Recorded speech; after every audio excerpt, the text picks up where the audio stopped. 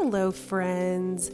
Thank you for tuning in to the inaugural episode of the Informal Mystic Podcast. This episode features my best friend Daniella and I going over the fractalization process of consciousness or dimensional reality. In order to know what I'm talking about, you're just going to have to listen. These aren't really topics that are easy to explain, and so this is an hour-long episode where we kind of deep dive into how consciousness or source or energy makes itself manifest into the what I believe are 12 dimensions of reality in this universe. So enjoy this deep dive into consciousness and dimensional reality. We talk about vampires, we talk about grief work, we talk about everything everywhere all at once, which is just my all-time favorite movie. And on the whole, I just feel like this is a really good launch point and representation of what you can expect on the Informal Mystic Podcast in the future. It won't always be me and Daniella, but it started that way, and really excited to have a bunch of people on, have exciting conversations and topics. And if you're not already following me on Instagram, it's @InformalMystic. I'm also active on Facebook and TikTok. So if you are on those social media platforms and you want to reach out and have a conversation about what you hear, please do so. Let me know. I always enjoy talking to people in my DMs. So thanks for tuning in, and let's get this party started. Where do we begin when we're talking about consciousness? Okay, so I feel like, and Daniela, jump in at any time.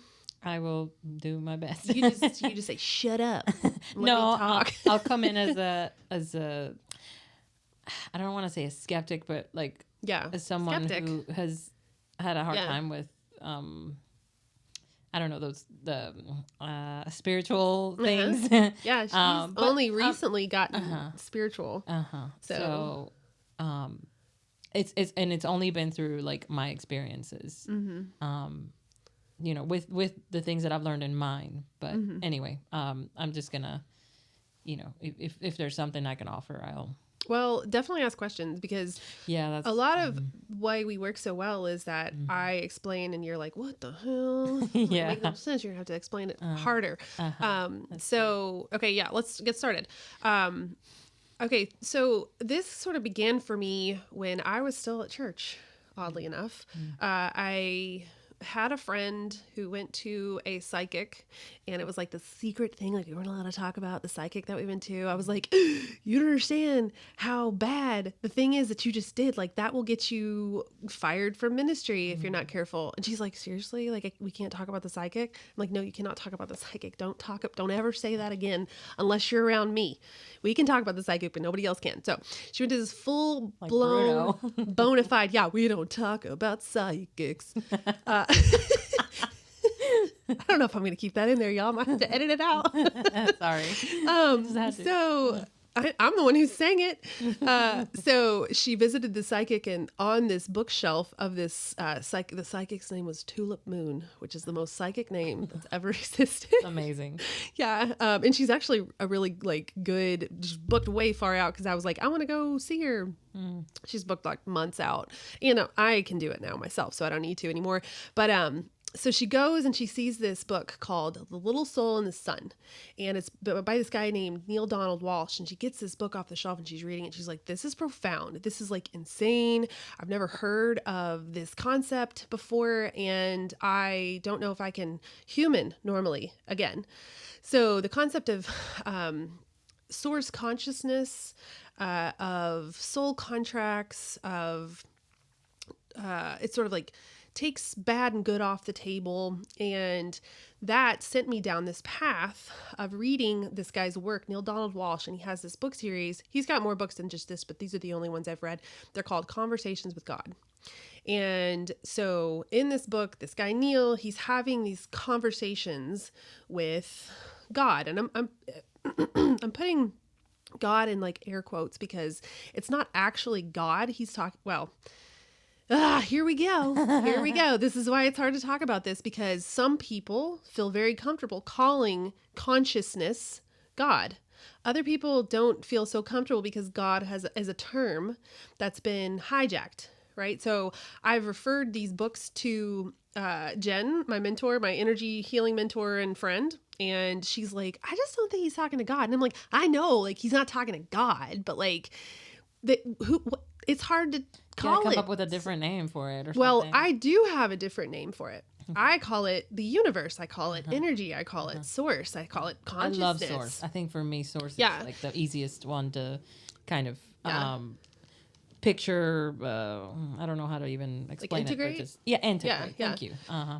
So source is an excellent way to describe what we're talking about. But for all intents and purposes, this guy is trying to reach a specific audience, and God is the term that audience uses. I may not have read it if it was conversations with source, especially at that time in my life, because I was deeply entrenched in religiosity.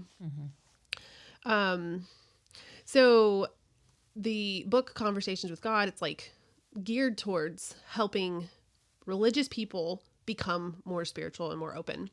And in this book, he is acquainting us with this concept of unified consciousness. And basically what unified consciousness is we are all the same thing. And so if there's a God, we are God. If there's a devil, we are the devil. If there's not a devil, by the way. At least I don't think there is. But, or there's like archetypal energy around the concept of the devil. Not an actual physical being with a pitchfork and a, red body and like a forked tail or whatever.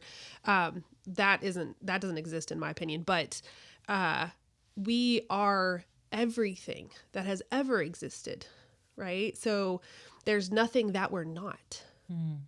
Right? But here is what constantly, this has been the biggest block in me being able to like integrate energy medicine. If we're everything, then how am I me? It's the whole duality thing. Like everything is you're one thing, but you're also the opposite. So you're like, you're you, but you're also everything. Yeah. And somehow that is possible and it makes sense. So it doesn't make sense, but it makes sense.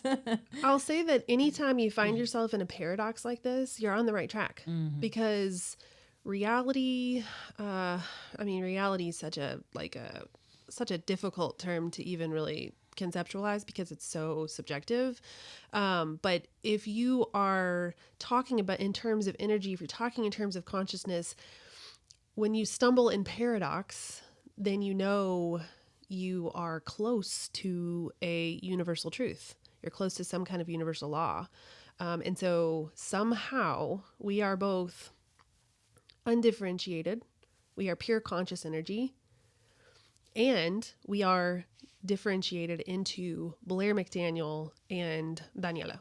You know what I just pictured? Like when you're talking, a picture came into my mind that I don't know if it makes sense to anybody, but it's like a firework. Like it comes from one thing, but it turns into all these different like branch or like a tree. You have one, trunk or whatever, and there's a bunch of tiny little branches with different things, but it's all one thing, but different things at once. Yeah. So imagery is sometimes the only way we can understand things, right? Like I can say these words all day long, but you need the picture of the thing in order to actually understand the thing. So I've been shown lots of different kinds of imagery as well. One time I was shown the cardiovascular system, and there's like a heart, all the veins and arteries are still connected, but the material or the heart itself is going to look way, way, way different than a capillary at the tip of your finger. If you were to take these two things and put them on like a microscope slide, it would look completely different. It would look like it wasn't the same system at all. But in reality, it's the same exact system. That makes sense. Right? And so the pictures, the imagery, let's see. So that's why Jesus always taught in parables. Because there was things that he was trying to communicate, and there's no way to actually communicate it unless you're telling some kind of like story, or you're helping people visualize it in this way. So yeah, the trees, the nervous system with the brain as sort of like the source of it all, the cardiovascular system, a firework. All of these things are excellent representations of what source differentiation looks like. You have an origin point, and then you have like how like planets were made. Well, a planet is God, just like the rest of us. Well, I know. You know what I'm saying? It's just like from... sorry, hand talker. Here we go. From one thing, everything. And it's all different, but it's all from one thing, the same. Yeah. Yeah, there's a bunch of different ways to It's beautiful. do Break it. your freaking brain. Yeah, I know. So yeah, okay. Like I said, the biggest barrier for me though, when I began my practice as like an energy healer, is I'm out there, like in astral projecting, and I'm meeting entities, and I'm meeting beings, and I'm meeting this and that, and I'm like, how is all of this existing? What is my higher self? How do I have a higher self that's not source? How far do I have to go up the higher self hierarchy, which it's not a hierarchy. I'm just saying like vibrational differentiation, like the higher vibrations and the lower vibrations, like down here in the 3D, and how many dimensions up do I need to get back to being source? And how, I mean, these are questions that like keep me up at night. If that's, I don't think that's a normal thing to say. do we find out? Like, I guess you can find out the answer, but I mean, I think I've gotten closer. Yeah. I think I've gotten to a point where I am comfortable enough in my understanding of consciousness differentiating from source to continue my energy healing practice, right? Like I can commune with my higher self because I believe there is a higher self, right? It's not just like me and then source. Separate. So, okay, do you know what the concept of a fractal is? Sort of. Isn't that like with light? Well, I mean, I guess it could be with light, but what I'm thinking of is these shapes, right? We've got shapes that go into smaller shapes, but if you were to zoom in on the fractal itself, it would look like the same repeating pattern over and over and over again, right? And so it's like this eternal repeating pattern that never ends, and it just is smaller and smaller. And so I have learned to conceptualize dimensional reality in this same way, right? This is a belief or a thought that I'm developing. I don't know if it's true. I don't know if any of this is true. Like, take it with a grain of salt. And if it doesn't work in your belief systems, just throw it on out, or come into my DMs and like challenge me kindly, and we can have a conversation. And that's how people learn and grow. So the way that I see dimensional reality is that there are 12 dimensions, and at the end of each of the dimensions is source consciousness, right? And so we've got source consciousness at the top of the vibrational ascension, and we've got source consciousness at the bottom, right? And you can think of it in terms of color as well. We've got pure white energy at the top. We've got pure black energy at the bottom. But pure white energy and pure black energy eventually become the same thing, right? If you have a complete field of blackness, how is it not white? What? You lost me at the being it being the two things. Black and white being the same thing. I mean, if something is only it, then it is everything, right? Like, so if there's only one thing, then it is whatever. Like, there's no words. So I have a friend who sent me a study, because we talked about this one time, where like if you have a plane of white, being able to differentiate that as different from black is going to be really difficult, especially if you have no frame of reference other than what you're seeing, right? Like if you don't have it, if there's no other color, then what is it? Right. It is nothing, or it is everything, because it's, that's all there is.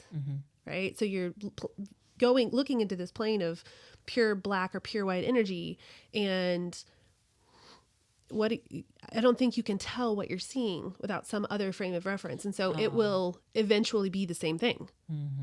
And that's not, these aren't really explainable concepts. You're going to have to feel it in your body. And then it's going to have to make its way up to your mind in order for it to be real. Or, just ignore it. If it's not something that's tickling your mind or tickling your spirit, then it's not for you. And that's totally fine. But at the bottom and the top, we've got source or consciousness or energy.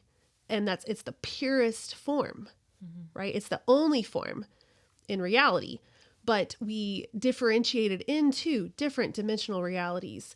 And I think there are 12 of them. And the only reason I think there are 12 of them is because 12 is such an integral number in our lore, our archetypes. We've got, in the Bible, there's the 12 tribes of Israel. And then in, the Zodiac, there's 12 signs of the Zodiac. There's 12 months of the year. It's sort of kind of woven into our fabric of our reality in this plane. Also, another thing I think is that the furthest away from source, the most differentiated you will ever be is in the 7th dimension. You're far enough away from either end of the duality to be living in the purest, most differentiated expression.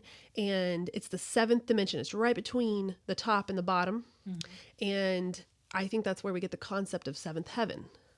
Oh. Yeah. When I thought of that one, I was like, oh God, that was some sort of external download that planted in my brain because it just feels right.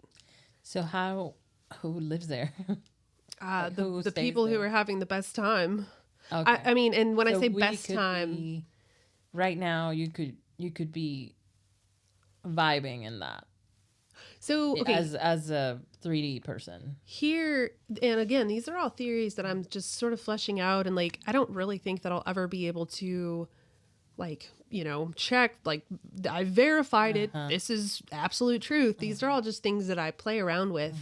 That really make my life feel fun. And see, that's the thing that I was talking about with my sister after our cacao ceremony, is all the things that we, that I received from that. I told her, I was like, it could just be, all made up. My brain, my mind just kind of made it all up and whatever.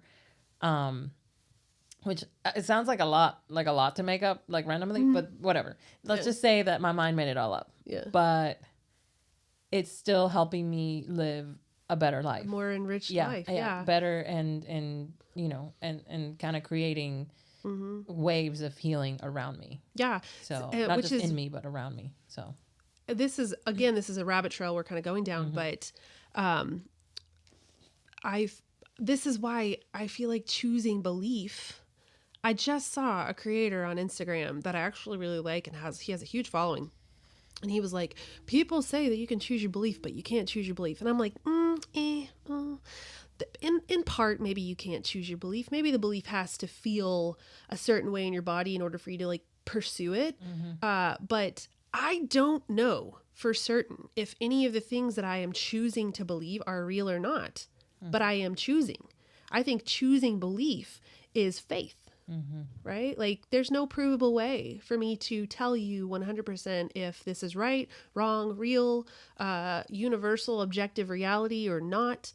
But I am going to choose it because it makes my life very, very rich and very full. And I do see the effects of that in my own life and in the lives of the people I work with.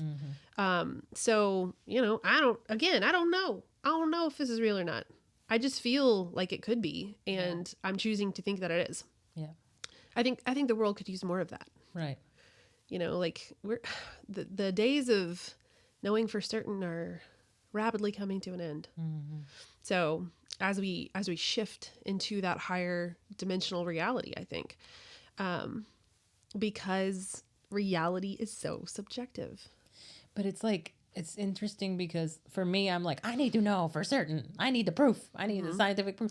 But, I feel like experience is proof. And Experience is proof. And for a personal experience, at least, is proof. And so, but you have to be open. You have to be, it may not even be, like, you have to open before you even get to choose. Yeah. So, because for me, I was so closed for so long. And it only started when I was, like, willing to open and be vulnerable a little bit. And just, be open. Yeah. That it, like, started to be like, okay, well, you're open to receiving, so you will get, you will receive. Yeah. I mean, I think that the opposite of what you're describing is like an egoic validation. And there's, again, I'm saying again, because me and Daniella have talked about this 1,000 times, and I keep saying it. And I'm like, wait, we haven't talked about this. So again, there's nothing wrong with the ego. Like, we need an ego to keep ourselves differentiated, which is funny, right? That's what we're talking about. But in order for us to have a experience of free will, that ego has to be chosen. And if you are working out your ego patterns by saying, I need proof, scientific, evidential proof, then you're going to keep yourself in this loop of, like, not having a choice. Right. Of not choosing your identity or choosing your personality out of a space of free will, right? So it requires humility. It requires, it requires probably some tools to support that as a lifestyle. If you don't have tools, you're going to be stuck in that ego, that oppositional ego. But yeah, like, I think that's the direction we're heading, is people being like, I don't really know. And that's okay. Yeah. So, okay. So back to dimensions. Seventh heaven is that purely differentiated energy where you are the most source and the most self available. Okay, that makes sense now. Okay, so another way to conceptualize it is awareness, right? The more aware you are, the higher you are on the dimensional spectrum. The least aware you are, the lower you are on the dimensional spectrum. Okay, so how much do you remember that you're God? How much awareness do you have in your life that is informing your self-knowledge, right? Do you remember, or have you forgotten? And the more you've forgotten, the lower on that energetic, vibration, that energetic wave you are. And the more you remember, the higher on that energetic vibration that you are. And at some point, you remember or you forget so much that you just reincorporate into source. This ties into the concept of time. This ties into the concept of time because people are always saying that time is an illusion, right? And like down here, it's really not an illusion. Like, we are subject to time because we are born and we die. There is measurable markers, right? And so we are subject to time down here. And so when people are like, oh, just, time's an illusion, da, da, da, da, da, and I'm like, it's a damn good illusion in this 3D plane. It's not even illusion. It's real. Like, we've got a starting point and an ending point, right? And so everybody always says, like, oh, you die, you go back to your soul self, you go back to, like, a higher expression of who you actually are. You pop spiritually up those dimensions, and you reincorporate with one of your higher self expressions, and there's no time anymore. But in order for there to be any free will, there has to be time. There has to be differentiation. Time is differentiation, right? Time is pulling out of that massive, origin of source, right? And if we separate from source, we've started the clock. And when we reincorporate, hand talker. Sorry. When we reincorporate with source, we've ended the clock. And that doesn't mean that, like, once we've gone back home to source that we can't ever, like, differentiate again. We can just start over. But for people to say, like, there's no time, I don't think I don't think that can be accurate. I think there has to be some form of time. Otherwise we aren't living in free will, right? Like if we are required to go on for eternity, then what do we do? Like what choice do we have?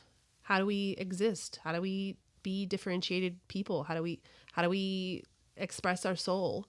How do we learn more about ourselves as source with that differentiation? I think time gives you that like push, I guess, to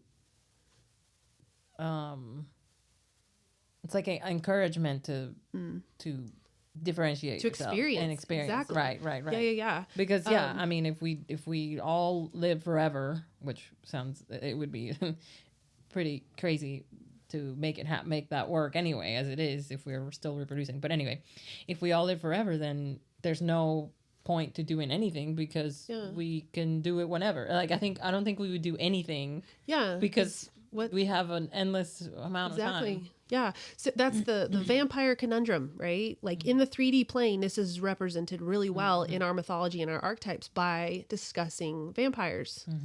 But I think like the only way that the vampires work is because other people around them are dying and things are changing around them because everybody else is on a time crunch. They have entertainment, if you will. Well, or they do, evolve. But you always see these vampires like, well, for one, they eventually like devolve into depravity and they're just murdering everybody. But then on the other spectrum, okay, you've got this duality playing out as a vampire, right? So they like come and they're like having a great time and eventually they just like everything is meaningless. Nothing matters anymore.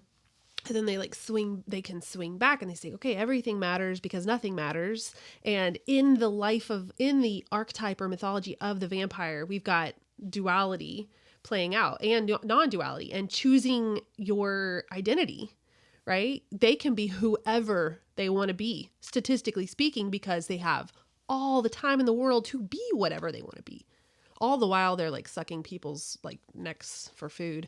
So there's that component that we haven't talked about, which kind of like messes up what I'm, trying to say. But that's a 3D conundrum that we can pull into higher dimensional spheres. If our souls go on forever, then what's the point? I think that's maybe I'm getting this like thought that maybe that's how. Not maybe. That's how I feel like souls or whatever, like source. Well, that is how source experiences itself because then since they have, or it, whatever, has no time, no concept of time, the only way to experience anything or time or whatever, all the things is by coming down and doing it. Yeah. So the ultimate, the big lesson here in this discussion about consciousness is that so if we go back and back and back and back and back in time, and we just established that like source doesn't have time. So, take that for what you will. But if we go all the way back before anything was created, all we would have was this giant ball of source or like this, all it would be was white light and it would be nothing. And how does the white light know it's a white light without creating some kind of thing that it's not, right?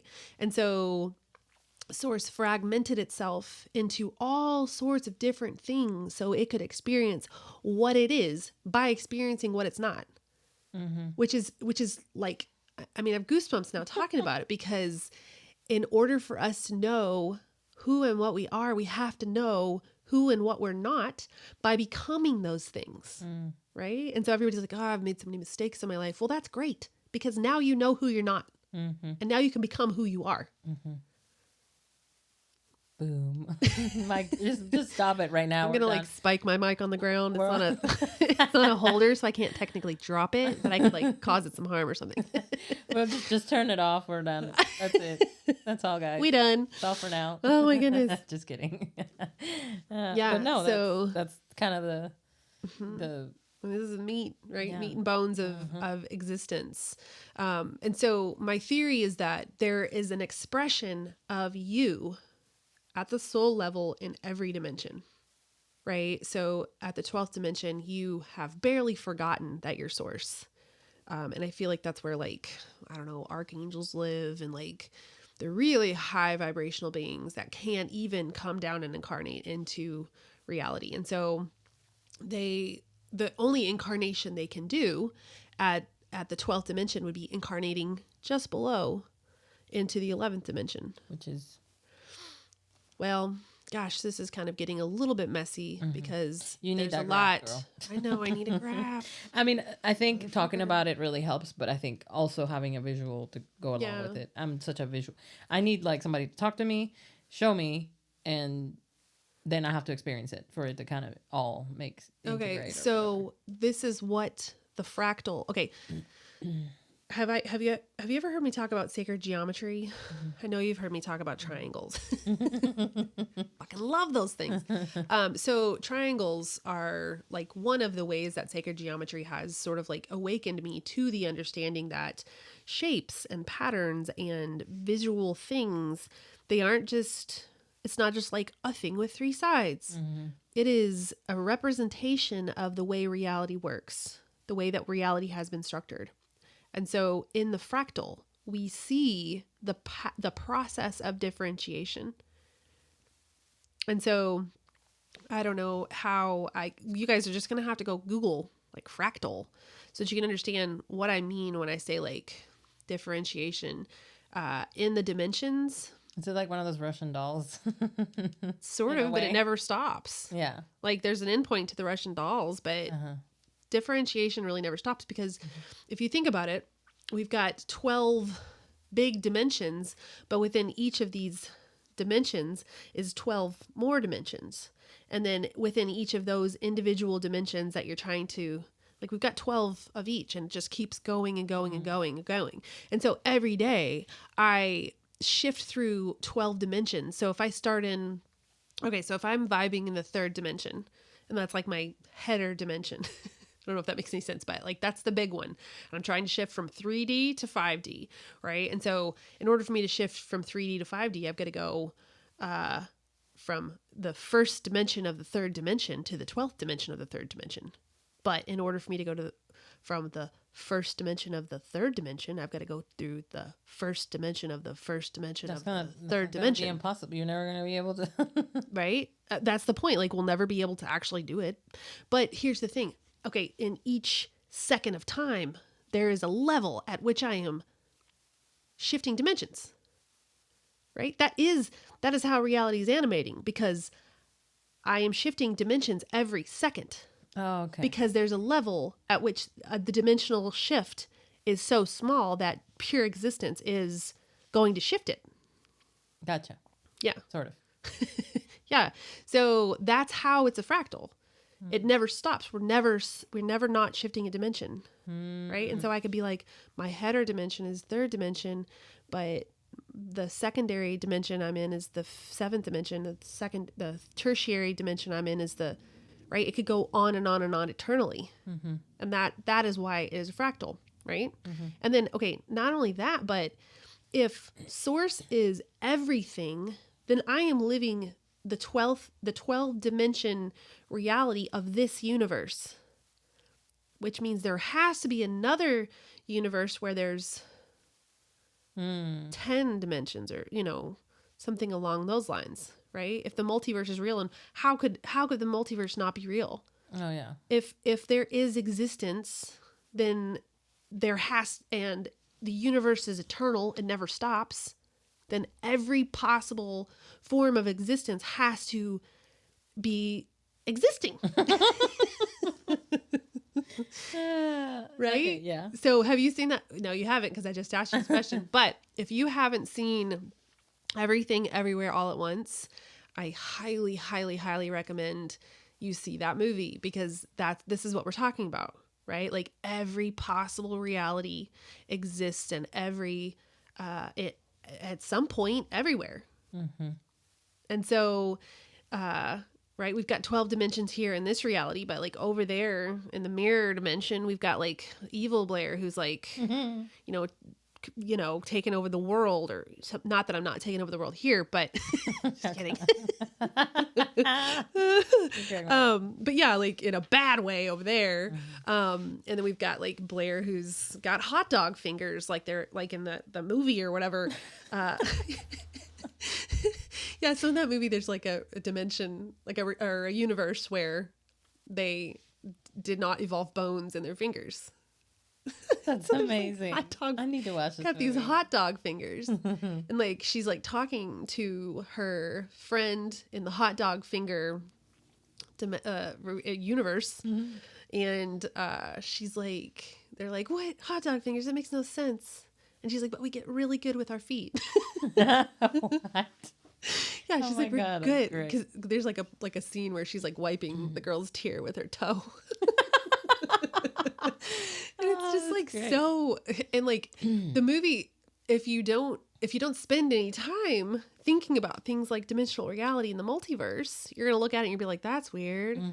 But if you're like me and like this is all you think about, you're gonna be like sitting in the corner of your couch sobbing. And there's gonna be like a raccoon on this guy's head, and you're like, and your husband, who's a great guy, but he just doesn't think about dimensional reality. He's like, this is weird. Like, what? Are you okay? Is something wrong? Can I do something for you? Can I get you a drink? But yeah, it's beautiful when you think about it. If we're consciousness, if we're pure consciousness, and we've differentiated to the degree where we have no awareness of it, all so that we can have a human experience, that makes the human experience so beautiful, so worth living. And it also shifts our understanding of good and bad, because if the, quote unquote, bad things that happen to us, if they are just so that we can experience good, then bring them on. I'm not too much now, universe. Don't go crazy. I'm not trying to have a lot of bad things happen to me, just like normal bad things. I'm kidding, of course, but the duality of good and bad is simply so we can have something other than pure existence, pure conscious white light nothingness. Yeah. And that's been something that's helped me, but also like made me angry. Yeah. But I mean, you lost your husband, so yeah, there's just been, and I mean, there are other things, just you get tired of like, okay, I get it. Like, I get the point. Like, stop giving me shit, Yeah. But I think that it is necessary because it makes you appreciate, like the things that other things or whatever, depending on what happens to you. And you learn a lot from it. You grow from it, but I don't know. It's a concept that I appreciate. But there's some days that I just have a hard time with it. Yeah. Okay. That's the beauty, right? That's the paradox. We've entered into another one of these paradoxical moments of truths, if you will. And the paradox is this: it has to hurt in order for it to actually be a human differentiated experience. Right. And so if we get to the point where we're like, oh, come on, bring on the bad because it doesn't even hurt, then we're not doing right.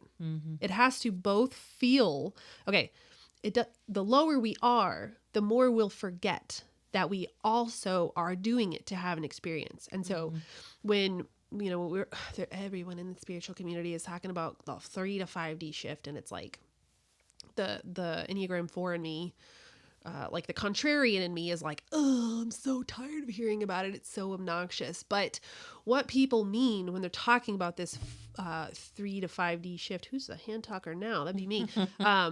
What people are talking about when they're talking about this 3 to 5D shift is awareness. We're heightening our awareness of self and soul, right? And so a responsible spiritual person isn't going to try to like get out of all the pain.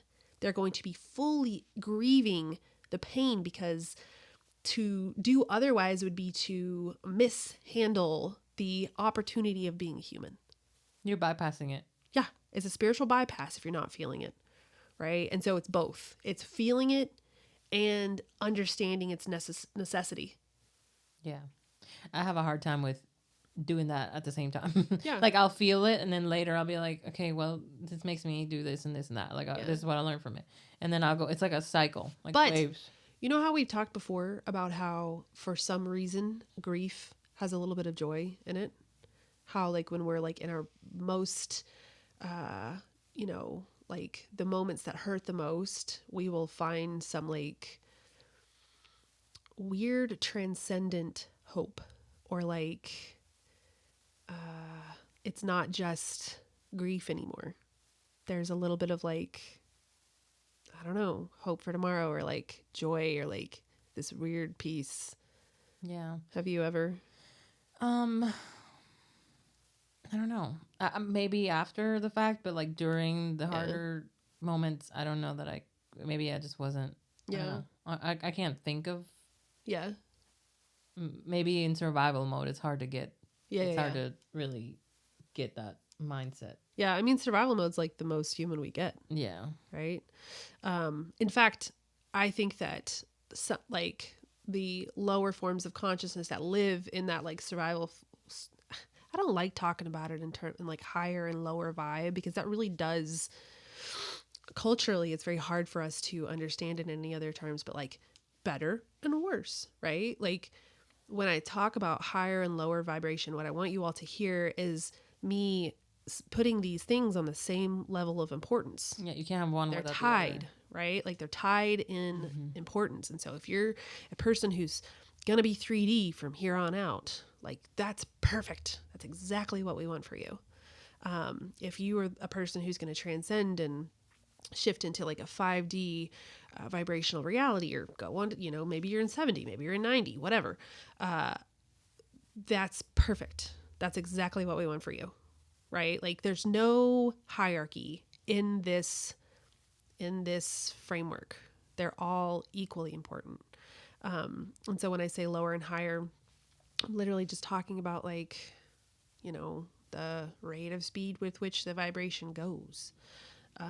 So I really, really want you all to hear me take the hierarchy out of this, even though it's really difficult for the language system that we're in, the culture that we're in. There's no hierarchy. So these other forms of consciousness that exist in like the second dimension and the first dimension,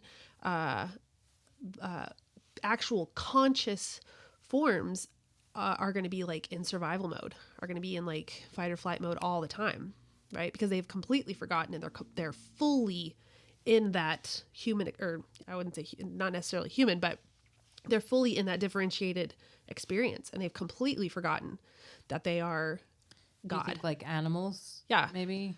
Yeah. Stay there potentially. Not all of them, but. Not all of them. Yeah. But some animals are, you know, here to only like survive.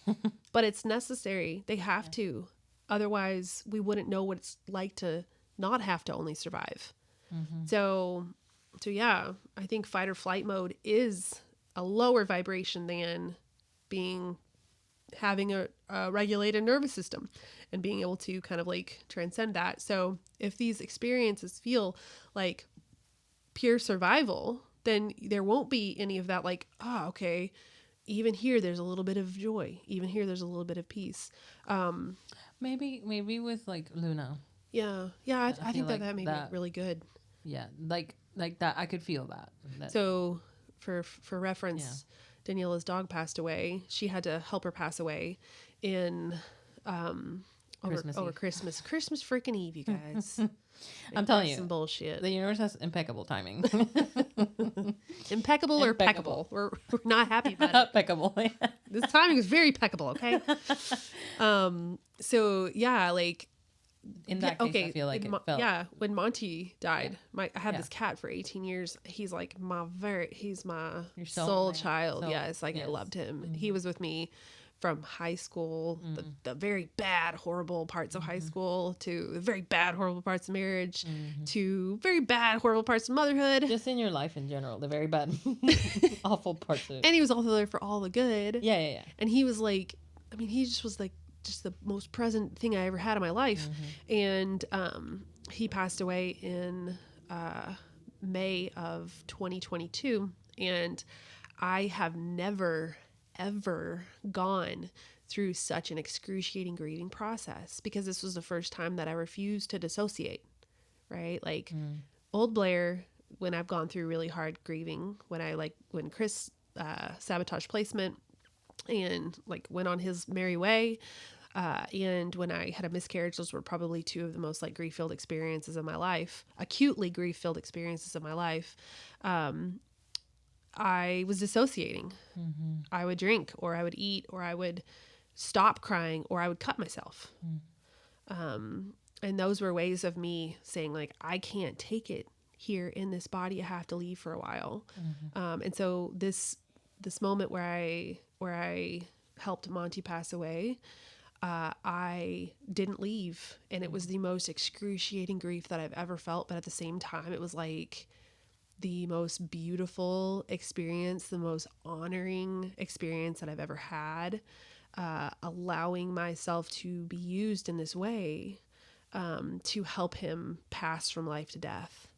And it was like almost equal parts human experience and source conscious unified field of consciousness. Like, this is what we're here for. This is what we're here to experience. If you can't experience grief and death fully, then you're not doing the human experience any justice. And so, yeah, I feel like when we can transition our vibration into these higher perspectives, or more zoomed out perspectives, maybe that's a better way to say it, we do them both at the same time.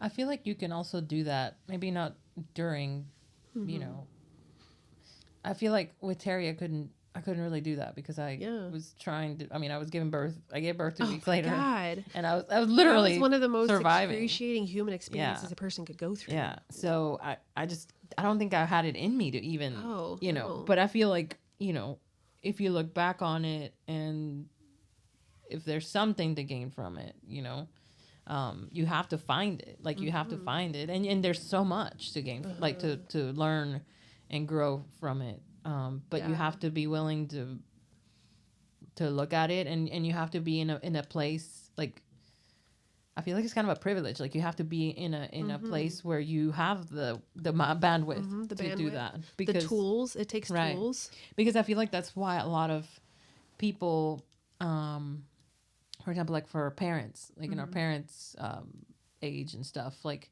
they're just so focused on survival that they just never really had the chance to, and the research and the tools and stuff, weren't there either. But they just didn't have the bandwidth really to sit there and be like, let me process this and da da da. It was just like go.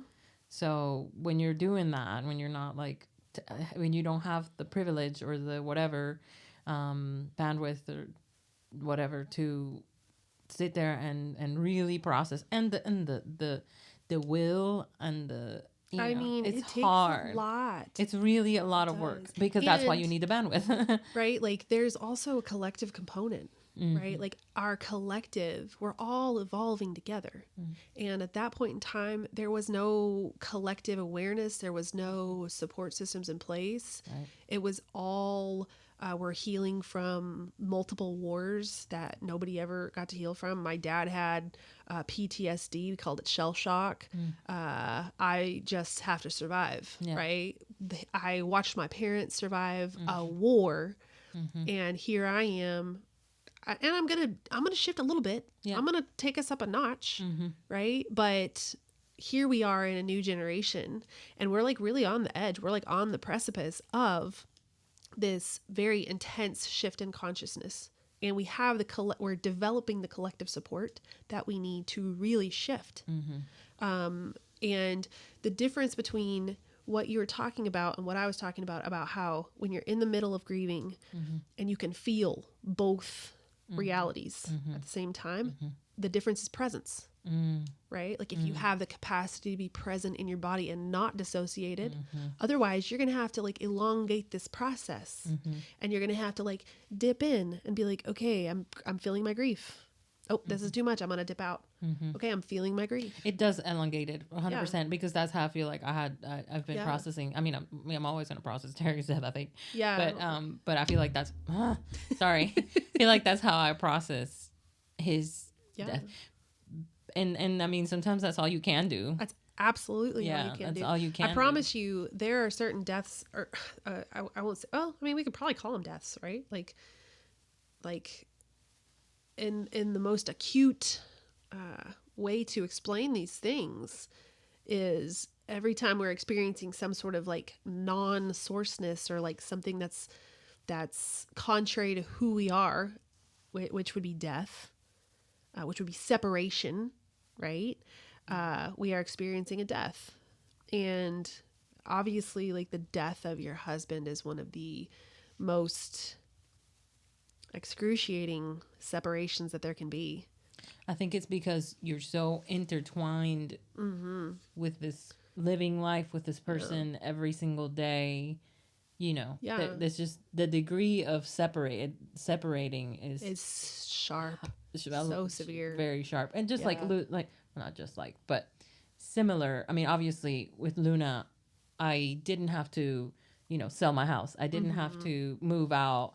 Or, I mean, I didn't have to move out when Terry died, but I wasn't 38 weeks pregnant. I wasn't, oh my God, Daniella. I wasn't seriously all the things. I would tell people what happened to you, and they're like, "This is like a Lifetime movie," and I'm like, not in a good way. Yeah, the Lifetime ones are the bad ones. If it was a Hallmark movie, that would be like, "Ah," but the Lifetime ones are like, yeah, but yeah, like so I was in a better place to be able to dip fully immerse in it, even though I did numb a little bit, but for the most part I probably numbed with much. I mean, we just have bourbon's just so good, you guys. Fucking love bourbon. Probably a little too much, if I'm being honest. It's just part of it. I don't see anything wrong with, I mean, as long as like you was it you that told me, as long as there's yes, you did in our session. As long as there's forward momentum of some sort, just sinking in and staying there in that not saying it's like you can't bypass. It has to be like intentional, purposeful, has to be a lived movement. experience. Because bypassing is not really moving forward. You're sideways, I guess. It's like you're going sideways. Really, because you're not getting any further. While you're bypassing. Because if you bypass and you hop over that pain, you hop over that grief, guess where you're going to be going? You're going to be turning around. You're going to be walking back to that grief, and you're going to be living it. You cannot move forward with your life until you fully sink into the human experience of grieving. Yeah. That's why we're here. That's why we're on this low dimensional plane, so that we can experience separateness, so that we can experience disunity, right? And in so doing, our consciousness, our ultimate collective source consciousness, can know that it is not separation, that it is not disunity, that it is belonging at the most ultimate level. Right? Phew. I'm gonna cry. Damn it. Oh, yeah, I do got the goosebumps. Again, anytime I get goosebumps, I'm like, ooh, yeah. Oh, man, this is good. My ego's like, ooh, ooh, we got goosebumps. But this is why we're doing this podcast, because that way we can... at least in my selfish, I'm doing it because my ego's like, we love being famous. I just want to listen to, I just want to have a... Daniella doesn't want to be famous like me. It's weird. I'm always like, how are we going to share all the of least this famous possible? Like, just don't I don't exist. Yeah. Oh, not funny. Me though. It's interesting. We're like, look at this us. is the whole thing. Duality. Oh my God. How we are. How did this happen? Yeah. Yeah. I mean, I find that when in relationship, we really do kind of go for our opposites, which is why as a person with anxious attachment style, I find myself surrounded by people with avoidant attachment style, right? Because it's like this like pull. We're constantly manifesting that which we desire, right? If we desire belonging, we're going to pull in the things that are blocking us from belonging until we can remove that block. And so as a person who was constantly in this people pleasing mode, I kept pulling in and continue. Well, I think I'm shifting now, but I kept pulling in these relationships that would not allow me to be successful at this people pleasing. So yeah, we're always pulling in our duality. We're always pulling in that perfect mirror to help us shift into who we want to be, you know? And sometimes we ignore it. Sometimes we gaze into the mirror. But no matter what, our human experience is going to be exactly valid for what we came for. So, yeah. Even if sometimes it sucks. Yeah. Even if not just sometimes, it will suck. It's just going to suck. That's just part of it. That's the inherent nature of this 3D plane. It has to suck. We got to move on up to the 7D plane, y'all. Moving on up to the can we dimension. live there though when we live in a 3D world? Like you can't just be like, I know. I'm in the 7D and like my whole entire family dies and I'm in the 7D. Like that's not, I don't think that's possible. Yeah. You know, you got to come back down and then do it all again, no? But I don't think Earth is in it's 3D, right? Like, so we can have that perfect awareness of like, I'm fully here, I'm fully separated, but we're still having the 3D experience until Earth's collective shifts into the 5D experience, and it's going to be slightly better than 3D, right? And then Earth will shift into 7D, right? And then we're going to be having a great time in the 7D. But how can we live in the 7D if there's still going to be separation? Like, how can you be, like, let's say, put my experience, for example, if we lived in the 7D, I don't think we will. I don't think it will. I don't think that's the point of the 7D, right? Like, there is a plane of existence, a plane of reality where the body, the differentiated body doesn't die. Or if it does, that it's the choice of that body. And the beauty of the 7D is that there is no separation. We are fully differentiated, but we're fully aware of that differentiation. We know we're source consciousness.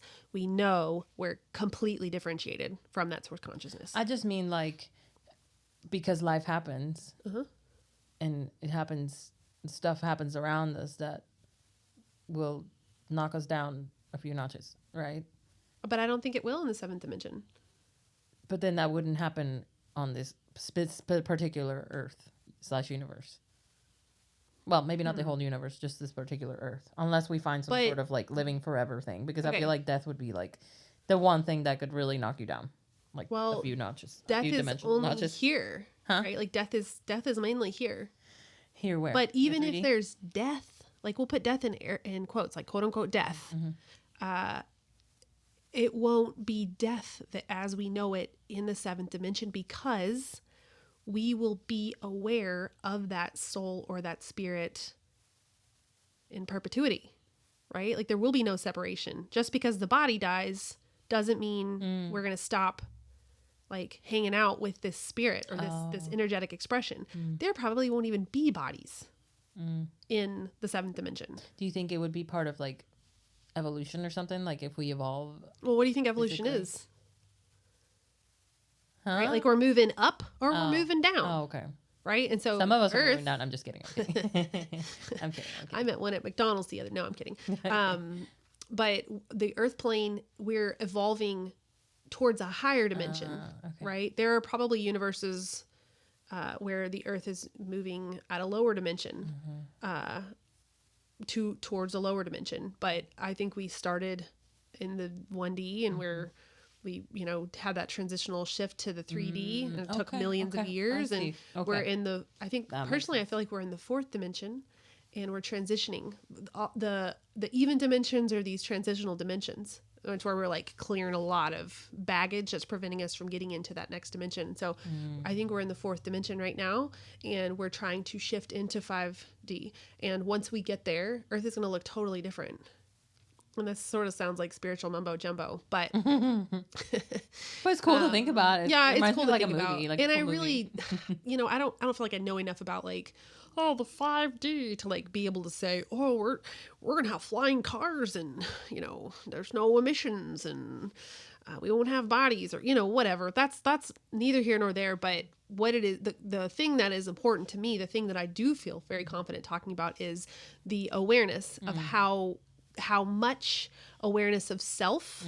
Okay, it's self-awareness unified with source awareness, right? And so it's the balance of that. When we're talking about dimensions, we're talking about the balance of self-awareness and source awareness. And so in the 3D, we're mostly self and very little source. In the 5D, we're more source, and we're also some self. And in the 7D, we're self and source in equal parts, which is why it's called the 7th heaven in our like mythology or whatever, or like Hindu. Anyway, I don't remember where that term comes from. I do know it was a TV show on I love that show. TLC. I loved it. It was a Christian show. Really? Yeah, which is just boggles my mind. The guy was a pastor. I'm like, y'all, that's not a Christian concept. You literally appropriated that from like another religion. But yeah, so in the 7th dimension, it won't hurt because we will have perfect awareness of source and self, right? Like somebody dies, you're like, oh, hey, you look different. Yeah. And that's all. Like they got a makeover or something. Right. So that's why I'm always like, we got to get you connected to the other dimensions. I have to get you reconnected with Terry, because what I'm trying to encourage in session, which me and Daniella are in session sometimes, and this is like our goal right now, is helping her reconnect with the energy and different expressions, namely her husband who passed away. I want you to grow your awareness of these other dimensions so it won't hurt so bad, right? Like we got to add that perspective in to this human pain in order to make it the full spectrum, right? So yeah. The whole like, I need to know every single detail is the one that's asking like, how the hell is that possible? The 7th heaven thing, because there's going to be death and that's but that's my 3D or 4D or whatever talking. All that means is that we don't have enough like a awareness, frame of reference kind of thing. Yeah. Right. Like, so we start talking about the 7th dimension, and like probably everyone on the podcast is going to be like, what is like, that's still going to hurt. Like when people die. Yeah. But we need to install more perspective. There won't be death like we know it. It won't be Things will change the same according way. Exactly. The with it. whole structure, all of our structures are going to be shifting, right? Death, life, birth, maybe even family, physical reality, all of it's going to be shifting and changing. And so the structures we have for belief and understanding are going to be completely different in different dimensions. So do you think you can get to this, like, I'm not live in it, but just like experience the 7th heaven thing right now, or the 7th dimension thing right now as it is? So maybe momentarily or something, or? That's a really good question. I mean, okay, so my mentor, Jen, my friend, I feel like I always have to qualify her as a friend and a mentor. It's my ego that's like, guys, I went into an apprenticeship with her, and so cool. I did an apprenticeship. Wow. But yeah, so my friend Jen, she talks about what dimensional reality she feels like her consciousness is part of. And it's not the 5th one. It's like 6th, 7th, 8th, 9th. I don't even know where she's at now. She probably like back in the 12th. Who knows? But I feel like we can, with our consciousness, span multiple dimensions, right? Like I am living and embodied in the 3rd dimension, but my awareness is that of the 5th dimension because I'm pulling in more source awareness. I'm pulling in more consciousness, and the more consciousness I have, the more higher vibrational my awareness and my reality will be. But I'm still in the 3rd dimension. So I'm probably gonna have to think about that one a little more. Maybe not fully encompass it. Just like maybe you can sort of experience, other lives, but I think when maybe integrating the physical as well would probably be the only way to like fully experience it, maybe. Or am I making that up? I don't know. No, I think you're right. Okay, so I'm not super familiar with this person's work, but Dolores Cannon. Oh yeah. She talks about how when we begin shifting our perspective, we're just not going to see people, like our reality will be so different that the third dimension people will just carry on their merry way down this street and eventually puff into their universe, while I will carry on with the shifted dimensional reality and puff into my universe. Right. And so there's like a divergence that takes place where you're only surrounded by people who are compatible with your energetic expression. But I don't know enough about that to really like say it with confidence. But it's a really good question, and it may be something we need to talk about after I like sit and download and think for a while. So yeah, but I do feel like we are coming upon our time, and there's a lot here. It's always there. There's always a lot, but this one feels very heady, very cerebral. If it was confusing, hit me in the DMs, y'all. I'm always saying that. Hit me in the DMs. We could even do a part 2. Yeah, we could do a part 2. If anybody has questions, they can So I will put it in my stories once this is posted. It's going to be posted at a future date, but once I post it, I'm going to put it in my stories. If there's any questions, any things we need to expand on or clarify, definitely reach out and tell me. And who knows, maybe it will inspire a part 2 of the unified field of consciousness and what consciousness is. Because this was the thing. This was the barrier for me getting out there and astral projecting and meeting the higher self and meeting soul expressions, angels and demons and unicorns. I think dragons. You can still get this is for another day, but I think you can still, like, without fully understanding it, you can still experience it. It's not there are tons of people who do. Well, that's what I mean, what I've experienced makes sense. I only have like a very limited knowledge, but when you explain it and you go deeper into it, then it all makes even more sense. Yeah. When I say this was my barrier, this was like specifically my barrier, right? So I'll like try to talk to Jen about this stuff and I'll be like, oh, but the dimensions and the realities and the fractal of existence. And she's like, what the fuck are you talking about? And she's just completely content to like go and talk to higher self expressions and her guides and all of these beings without needing to know how source differentiates. But with my personality, with my, I don't know, life experience, with the ego that I've chosen down here, it's like really important for me to have a frame of reference for this. So yeah, this may not be your vibes, may not be your cup of tea, and that's totally fine. Do not let these questions, don't put barriers up because you don't understand these questions. If you're flowing and you're vibing just fine, please flow and vibe fine. I don't want to be responsible for causing any problems. So yeah. Anyway, thank you for joining us. Go to Instagram, follow my page, Informal Mystic. Go to TikTok. I'm Informal Mystic there too. If you want to see me in one-on-one session, I would freaking love that. Go to informalmystic.com. I've got online booking, and get your free energy reading, right? You get a free introductory energy reading before you start working with me one-on-one so that you can know whether or not we fit. And yeah, I love you guys. Thank you for showing up. Bye. Bye.